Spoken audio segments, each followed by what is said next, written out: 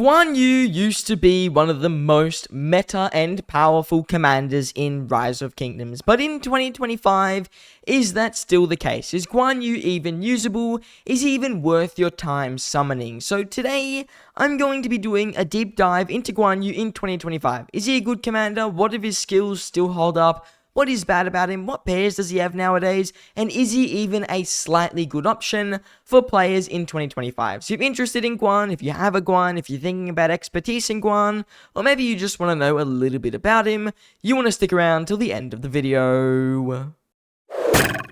Now, to start off today's video, I think the best thing to begin with is Guan Yu's skills, and I'm not going to go over all of his skills. A lot of people watching probably know, or you can just go check them out for yourself, but more what in his skills is still good in 2025, and what does he lack compared to some of the modern commanders. Now, if you know anything about Guan, the best thing in his kit is easily his silence. He can silence up to 3 enemies for 3 seconds. It is a ridiculously powerful debuff, and in my opinion, is still arguably one of, if not the best debuff in the game, because the silence is insane. It means that your opponents just can't throw their active skill for 3 turns if it lines up perfectly, and that means you can just get a ton more damage and weaken their active skill a lot, because the way an active skill works, the more damage your opponents have taken and the less number of troops they have, the weaker the march is going to be, therefore it's going to deal less damage.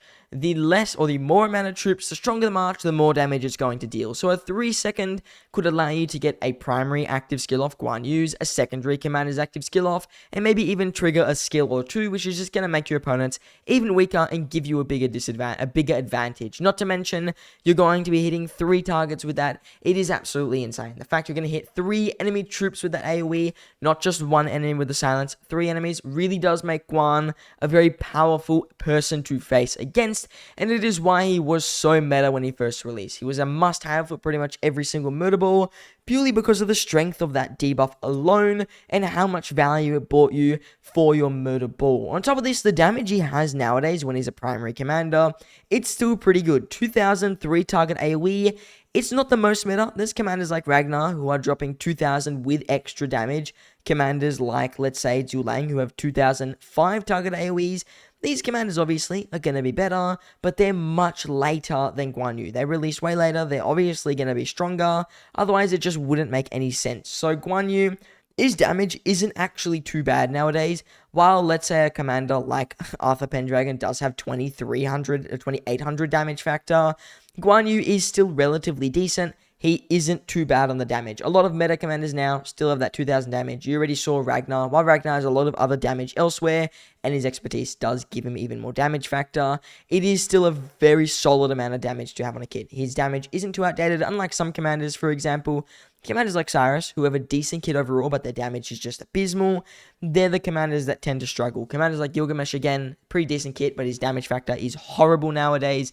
They're the commanders that they're going to notice really do struggle now. So Guan Yu's damage is also still pretty nice. Not to mention he's got even more damage on that 4th skill there. He can deal up to an extra 1400 damage factor if I'm pretty sure his active skill only hits like 1 person. Or if he hits more, he deals even more damage. It's just a ridiculous amount of damage Guan can do even nowadays. It's still meta level and it is still quite powerful.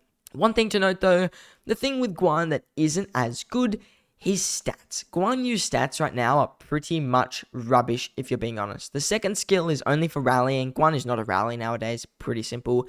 The 3rd skill, he's going to get 30% attack, 15% march speed, and he's going to be able to heal whenever he leaves combat. Now, nothing in that kit is actually good at all. 30% infantry attack is quite behind some of the more meta commanders. For example, we're looking at Ragnar with 40% defense. He can drain your opponent's attack, which means he gains the attack as well. It's technically a 40% attack. At least it's changing around 40% of stats. Commanders like Liu Che, again, they've got much higher stats than Guan. Liu Che on his 3rd skill just has an extra 20% attack. So a lot of these commanders have generally higher stats than Guan Yu, purely because of his older age. So we can see even just Scipio, 40% attack on that 2nd skill right there. These commanders are going to have much higher stats than Guan. Guan Yu's stats are rubbish nowadays. They're really not too powerful compared to some of the more modern commanders. He has march speed. It is kind of nice to have that slightly good chunk of march speed, but he just isn't fully overpowered in terms of stats nowadays. There are much stronger commanders stat-wise, and it is his biggest downfall in my opinion. The other thing with Guan, his expertise is pretty average. Receiving a shield is kind of hard to do nowadays. I'm pretty sure William does give you a shielding factor on his expertise, but even then, it's only going to be there for 2 seconds. It doesn't really give you that chance to line up. It's kind of when you are using an active skill on William. William's not the best pair with Guan, so Guan Yu's expertise isn't too valuable, but because of the fact that he is such an old commander, you can't get away with running him at a lower skill level like you could before. So because of Guan Yu's age, you need to expertise him, and his expertise is a relatively weak skill, which does make Guan kind of a poor investment choice, especially considering how old he is. This is probably Guan's 2 biggest downfalls. The fact that he needs his expertise and the fact that his stats are really, really bad do make him a bit of a struggle to run on the open field. The other thing that really does hurt Guan Yu's ability really to be a good commander is his really big lack of defensive stats. A lot of infantry commanders now have some form of damage reductions or defensive stats. So for example, literally Ragnar has a normal damage reduction and defense bonuses. He's got skill damage reductions. This is some tankiness. This is some versatility on the open field. It's going to make you a stronger commander. Guan Yu literally has damage, damage, damage, and damage. That's all he has. He has pretty much no defensive ability. He's got some march speed, which is nice. The leaving resource points can actually be really good because 100% march speed pretty much allows you to just disappear from your opponents. But overall, his stats are really, really lackluster compared to some of the more powerful commanders nowadays in terms of defense. His damage is really on point even nowadays with the meta, but he's literally a glass cannon. You're going to use him, and if you mess up a bit, you're just going to get absolutely destroyed because of how old his defensive stats are. There's no defensive capability, and it is his biggest downfall. On top of this, you have to put this in with he has to be a primary commander. I don't know anyone on Earth who would run a Guan Yu as a secondary because you literally half his damage, which means he's going to get targeted out. People are going to see a Guan and be like, damn, that thing's super, super squishy. And it's also a really big threat because of that silence debuff. I'm just going to hit it and it's probably going to die in 1 or 2 skill cycles. That's how squishy Guan Yu can be, even with his most meta pairing. So Guan Yu's squishiness, his lack of stats, the fact he has to be a primary, and the fact he needs to be expertise really does hurt him in the current meta. In terms of Guan Yu's pairings, Guan's pairings aren't too bad nowadays.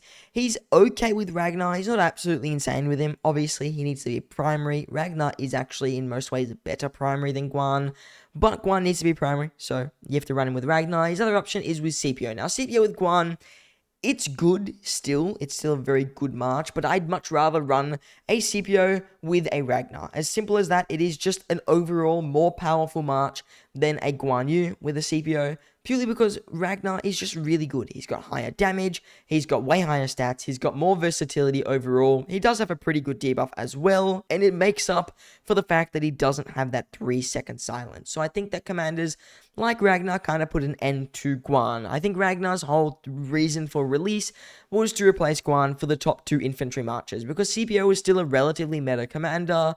Ragnar is really just a Guan Yu, but better. Really good damage with some decent defensive stats and an okay debuff does kind of make him a better pairing with CPO in my opinion, and it makes them a really, really powerful march. So CPO with Guan by no means is a bad march.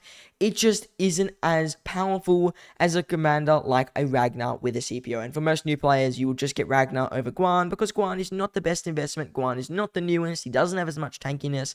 And the only thing he's got really is damage and that really good debuff. While those two things are nice, you want a bit of a balance, and Ragnar does bring that balance while generally having some higher damage and some higher open field potential. In terms of when you would actually bring Guan Yu into an infantry murder ball nowadays, you're looking at 3 to even 4 infantry marches before he becomes really meta. The first 2 infantry marches are definitely going to be Ragnar with a CPO and definitely a Liu Chair with a William Wallace. They're just the best 2 marches for infantry. Guan doesn't make the cut out of them. He's not strong enough compared to these commanders.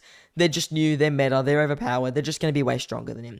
After that, you get into some weird commanders. You could run another Smite march like a Gorgo with the CPO Melianus, or you can run something like a Sargon or a Tarek with a Guan Yu. Now, this march isn't the most overpowered. Guan, obviously the primary, but when you're looking at 3 to 4 infantry marches, it is a relatively decent choice. I've seen Guan with Sargon. It's not OP nowadays. It's probably quite weak, if anything, but it is still an option that people can choose to run if you do want to A, get benefit from CPU or Sargon sword effects ord effects for whatever reason, and B, obviously if you want to run Guan Yu. It's a good debuffing march, and Tarek is just a good option over Sargon if you want a bit more damage and a bit more overall value. So Guan Yu is only really there for the 3rd to 4th infantry march, depending if you do want to get that smite march first. So Guan Yu, he isn't like an absolutely amazing infantry commander either. There are a lot more stronger commanders than him, and he's going to come into the mix a little bit later on. Another thing to consider is the fact that Guan Yu does have a relic nowadays.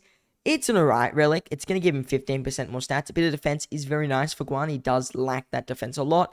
It's just not enough for him. Guan Yu doesn't really benefit that much from the relic. Like I said, defense is nice, but it's not enough to make up for his complete lack of defensive stats. 10% defense to a commander that has 0% everything else in terms of being able to actually take a hit really does make him still a very squishy commander. He didn't need that attack at all. I mean, even though his attack is below meta by a little bit, I think it would be better off to give him 15% defense instead. So Guan Yu's relic, it's interesting. I mean, it's good if you do run him on the open field, but it's not a relic I'd go out of my way to hunt down and get, purely because of the fact that Guan Yu isn't going to be the most meta even with that relic. There are better commanders out there who are stronger, who are going to benefit from their relic more than a Guan Yu. For example, I'd much rather use a relic on someone like YSG, who has A, higher relic levels, B, is a lot cheaper than Guan Yu, and C, is going to get a lot more benefit out of it. So Guan Yu's relic, I know a lot of people might be saying it's pretty decent. It is decent, but it's just not the most overpowered in the game.